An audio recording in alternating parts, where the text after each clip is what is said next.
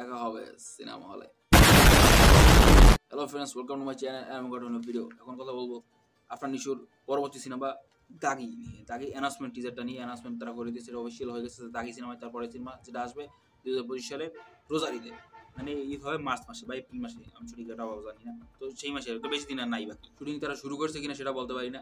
করলো জানি হালকা এই লুকটাই থাকবে যে লুকটা দেখাইছে টিজারে। লুকটাকে মোটামুটি ভালোই, লম্বা চুল, একটু সাদা দাড়ি। আফরান নিশোকে বড়ই ভালো লাগে তার বিশেষ করে ভয়েসের জন্য, তার গাম্ভীর্যের জন্য, তার শরীরটা 6 ফুট লম্বা, আলাদাই। সে পুরো নায়কের ডেফিনেশন তার মধ্যে রয়েছে। সে যদি ক্লিন শেপ করে বা হালকা দাড়ি রেখে যেরকম কালো ব্ল্যাক চশমা ব্ল্যাক স্যুট করে আসে না, তাকে হিরো লাগে ভাই। বিশেষ করে মরিচিকা তাকে যে প্রেন্স করেছিল শিয়া শাহী, মানে আমি দেখেছি মরিচিকা দেখেছি, সিন্ডিকেট ছবি তত ভালো লাগে না আমার কাছে। মরিচিকা আমাকে ভালো লাগছিল বেশি। আফরান নিশোর ক্যারেক্টারটা আছে এটা আইকনিক ভাই, যে দানবের বিনাশে আমার বিনাশে ডায়লগটা আসে, হেলিকপ্টার করে চলে যায়, ওটা ভাই আলাদাই লেভেলে হয়েছিল। আশা করি তাকে ভালোভাবে প্রেজেন্ট করবে শিয়া শাহী। টিজারটা আমার কাছে একটু ক্রিঞ্জ লেগেছে যে সবাই নামছে একসাথে, যায় ওই একসাথে সবাই এসেছে, ডিরেক্টর প্রডিউসার নায়িকারা। এরকম না করে আফরান নিশো যদি একা আসতো না, সেটা খুব ভালো হতো না। এটা আমার অপিনিয়ন, পার্সোনাল অপিনিয়ন। এটা কিভাবে বলবো আমি বুঝতে পারছি না, খুব নর্মাল হয়ে গেছে। হেলিকপ্টার থেকে নামছে, নেমে এরকম বলতে চলে যাচ্ছে। এটা আরো ভালোভাবে সিনেমাটিক অ্যাঙ্গেল দিয়ে এরকম ভালো আরো প্রেজেন্ট করতে হবে। বাট আশা করি এটা এরকম মুভি হয়তো হবে না, কমার্শিয়াল মুভি এটা হয়তো না। এটা হতে পারে আর্ট না হলেও আর্ট কমার্শিয়াল মিক্সচার। কারণ যেটা শুনছি আফরান নিশো এখানে যে চরিত্র প্লে করবে, সেটা নিয়ে আমার মধ্যে কোনো হাইপ নেই। সেই গল্পটা যদি সত্যি হয়, লাইক রেপিস্টের অথবা কোনো খারাপ কোনো চরিত্র বের করবে যে ভালো ছিল বাট খারাপ হয়ে গেছে, বা খারাপ ছিল পরে আসতে ভালো হবে এবং শেষ হতে হতে এবং লাস্টে মরে যাবে। সেজন্য আমি এটা হাইপ মনে হচ্ছে না এটা সিনেমা হলে আমি দেখবো। মুভিটা এটা শাকিব খানের বরবাদ দেখবো আমি সিনেমা হলে গিয়ে। আমি শাকিব খানের আমি দুজনকেই পছন্দ করি, ঠিক আছে। আপনার সঙ্গে ভালো লাগে বললাম তো, মরিচিকা, পুনর্জন্ম, এইসব টাইপের সুরঙ্গ আমার কাছে ভালো লাগছে। আমি দাগি টিজার টেলে দেখি, কারণ পুরো একটা ভালো বলতে পারবো যে এটা সিনেমা হলে গিয়ে দেখবো কি দেখবো না। রুমার যেটা শুনছি, যেগুলো পত্রিকা বেরোয়েছে খবরটা, সেই কথা তো সত্যি হয়, তাহলে তো এটা আমি সিনেমা হলে গিয়ে দেখার মতো ছবি না। ওটা তো আমি কোনোদিন দেখবো না, কারণ লাস্টে হিরো মরে যাবে, সিনেমা কি ওই মানে কানতে জন্য তো সিনেমা যাবো না, যেমন এনজয়মেন্টের জন্য। সেটা আমার বড় মুভি দেবে, সেটা কমার্শিয়াল সিনেমা কিছু থাকবে, বড় যে নায়িকারা থাকবে, সাকিব খান তো আছি অন্য অবতারই। তো সেটা হচ্ছে একটা ঈদের জন্য তো মানে আমরা তো এনজয় করি ফ্যামিলির সাথে। তো খারাপ ছবি দেখবো না, খারাপ বলতে মানে ইমোশনাল ছবি দেখবো না, হিট মানে অ্যাকশন ছবি দেখবো। দেখি তাকে গান আসুক, টিজার ট্রেলার কি কম হয় সেটা দেখার পর ডিসাইড করবো যাবো কি যাবো। বাট এখন বলতে বরবাদ দেখতে যাবোই, মানে এটা কনফার্ম বরবাদ দেখতে যাচ্ছি ঈদের সময়। দেখি কিরকম হয়। দাগি ভালো, আফরান নিশো ভালো পারফরমেন্স দেবে, কারণ সে একটা ভালো অভিনেতা। সুরঙ্গ তো ভালো পারফরমেন্স দিয়েছিল, মরিচিকা দেখলাম ভালো পারফরমেন্স দিয়েছে, সিন্ডিকেট ভালো পারফরমেন্স দিয়েছে, পুনর্জন্ম তো আইকনিক, সেটা তো নাটকের ইতিহাস সেরা। তো আফরান নিশো কিন্তু আমার কোনো সন্দেহ নাই, এটা ভালোই লেগেছে। লাস্ট মানে প্রথম যখন বলা হয়েছে সবাই নাকি আমাকে খুঁজতেছিলা, না খুঁজলে কি দাগি হওয়া যায়, তারপর লাস্টে আবার ফিরে বলে দেখা হবে কিন্তু সিনেমা হলে, এটা কিন্তু ভালো লাগে। কিন্তু লাগছে নায়িকার ব্যাপারগুলো, নায়িকা আসে, এই ডিরেক্টর বলছে, এরা না থাকলে আপনার নিজে একা হেলিকপ্টার থেকে নামিয়ে বলতো না ডায়লগুলো, তাহলে আর ভালো হতো। Personal opinion. আমি কথা বলি বেবি জনের ট্রেলারটা নিয়ে।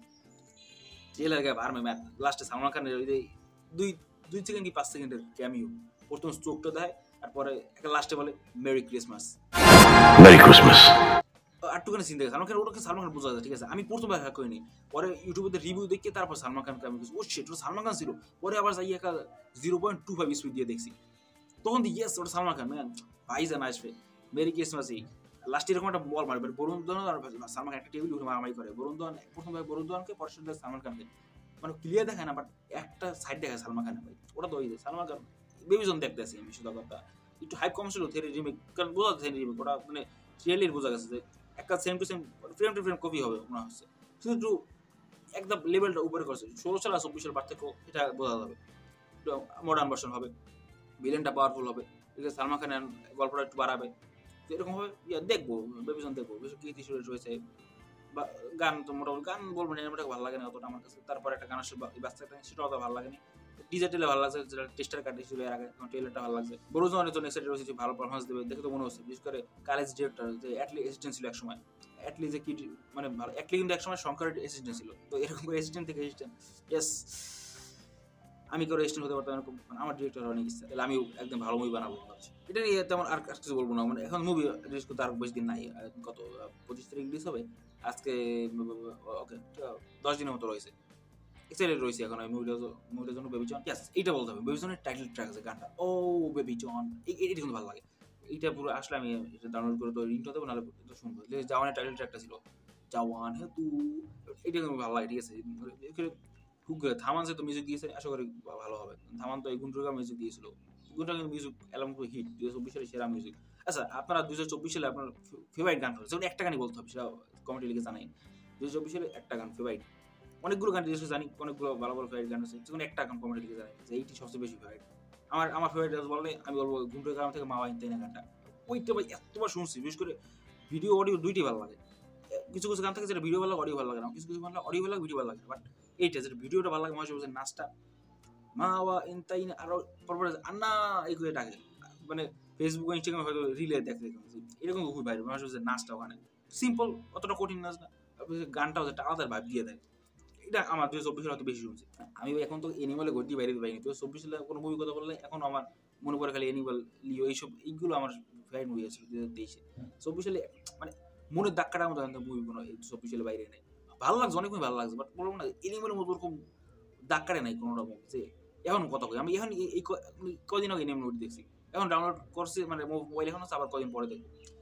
এরকম কোনো মুভি 24 সালে বাইরে, 24 সালে প্রত্যেকটা মুভি একবার দেখি পরে কাটতে লাগছি, মানে ওই ধাক্কাটা আমার মুভি এখন 24 সালে আমার কাছে হয়। দেখ 25 সালে আশা করি ভালো হবে। 25 সালে আরেকটা কমেন্ট লিখে জানেন 25 সালে কোন মুভিটার জন্য সবচেয়ে আপনার হাইপ, মানে এক্সাইটেড কোন মুভিটার জন্য 25 সালে, সেটা কমেন্ট লিখে জানেন। আমার কাছে জিজ্ঞেস করলো ওয়ার 2 ঋত্বিক রোশন জুনিয়র এনটিআর, মানে এটা মনে হয় না 25 সালে এর কোনো বড় মুভি হবে। লাস্ট কথা বলি ফাতে টিজারটা নিয়ে, সোনু সুদ ডিরেক্টর, সেই অ্যাক্টর, মানে সোনু সুদ ভালো অভিনেতা, তাকে হিরো হিসেবে চান্স দেয়নি কোনো সময়, ভিলেন হিসেবে রয়েছে, এখন সে নিজে ডিরেক্টর, সে নিজেকে হিরো বানিয়েছে। জ্যাকলিন অ্যাক্ট্রেস রয়েছে, জ্যাকলিন দেখছি মারামারি করছে, কারণ মারামারি ফাদে মুভিটা মূলত মেইন হিসেবে অ্যাকশনিক, আর সে হয়তো কোনো আন্ডার কভার এজেন্ট যে সোনু সুদ, তাকে কেউ পরিচয় জানে, লাস্টে যখন জিজ্ঞেস যে তুমি কি, তখন সোনু সুদ বলে সবাই এটাই জানতে চায়। তো মানে এই ছবিটা মূল হবে অ্যাকশন, যেভাবে মারে ভাই রিয়েলটা মুখে হিন্দি ঢুকাই দেয়, এই হ্যামারটা এরকম মারে, মাথায় ইঞ্জেই লাগে, আরও তো কতগুলো ফাইটিং রয়েছে, এইটা তুমি দেখবো, যেদিন বাড়ি সেদিন দেখবো। এই 10 তারিখ বাইরে মানে জানাই মাসে, বেশি দিন নাই এর বাকি, মানে 1 মাসের দাঁড়িয়ে নাই, হেভি এক্সাইটেড মানে এই ছবিটার জন্য ফাতে। আর একটা মনে হয় গান রিলিজ হয়েছে না হবে আমি জানি না, দেখিনি এখনো, দেখবো সেই গানটা। ফাতের জন্য এক্সাইটেড, সোনু সুদ কীভাবে নিজেকে নিজে প্রেজেন্ট করবে, ডিরেক্টর না সে নিজে ডিরেক্টর, আশা করি মুভিটা স্ক্রিন প্লেটা, এই মুভিটা তো অ্যাকশন তো ভালো হবে, এটা তো বোঝা যাচ্ছে, শুধু গল্প আর স্ক্রিন প্লে এই দুটো যদি ভালো হয়ে যায় না, এটা বক্স অফিসে একটা সারপ্রাইজ হিট হবে, এটা এখন বলে দিচ্ছি আমি, যদি এই গল্প আর স্ক্রিন প্লে দুটো ভালো হয়ে যায়।